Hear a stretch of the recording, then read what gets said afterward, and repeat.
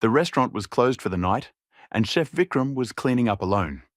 He loved the quiet after hours, the hum of the refrigerator, and the echo of his footsteps. As he chopped the last of the vegetables, he heard a faint knock on the back door. Glancing at the clock, it was past midnight. He hesitated, but then went to check. Through the peephole, there was no one. Just as he turned to leave, the knock came again, louder this time. He flung the door open, nothing but darkness. Suddenly, he noticed muddy footprints leading into the kitchen, but he hadn't let anyone in. Vikram's heart pounded. He followed the trail, leading to the walk-in freezer. The door was slightly ajar, fog rolling out. He reached for the handle, and just as he pulled the door, it slammed shut with a deafening bang. To find out what happens next, watch part 2.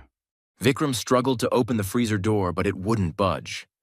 Panic set in as the temperature dropped rapidly. He pounded on the door, shouting for help. After what felt like an eternity, the door creaked open on its own. Vikram stumbled out, gasping for air, but the kitchen was now different. All the lights flickered, casting eerie shadows on the walls. He heard a faint whisper, like a distant chant, coming from the pot on the stove. It was boiling, but no one had turned it on. As he lifted the lid, he recoiled. Inside was not soup but a severed hand, still twitching. Vikram backed away, but every utensil in the kitchen began rattling.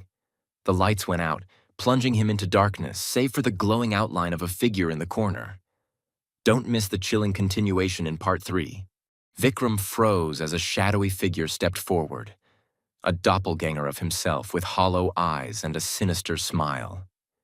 "You're not supposed to be here," it hissed. The kitchen warped, walls closing in. Desperate, Vikram ran to the exit, but every door was locked. The figure whispered his darkest secret.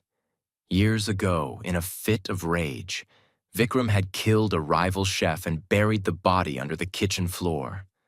The whispers grew louder, accusing him. The doppelganger sneered, holding the bloody knife from that night. Vikram screamed as he saw his own reflection in the blade, looking haunted and gaunt.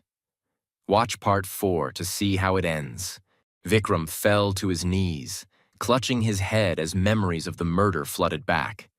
The doppelganger circled him like a predator, whispering, "Your sins have found you." Desperate, Vikram grabbed a knife and swung at the figure, but it passed right through, sending him crashing into the stove. The room filled with smoke, and the flames erupted, licking the walls. He turned to run, but tripped over something heavy. Looking down, he saw the lifeless body of the rival chef, staring back at him with hollow eyes. The kitchen was ablaze, and Vikram knew he couldn't escape his past. As the fire consumed everything, the doppelganger's laughter echoed, merging with the crackling flames. Vikram's screams were the last sound heard as the restaurant burned to the ground. Thank you for watching. Don't forget to like, share, and subscribe for more chilling tales.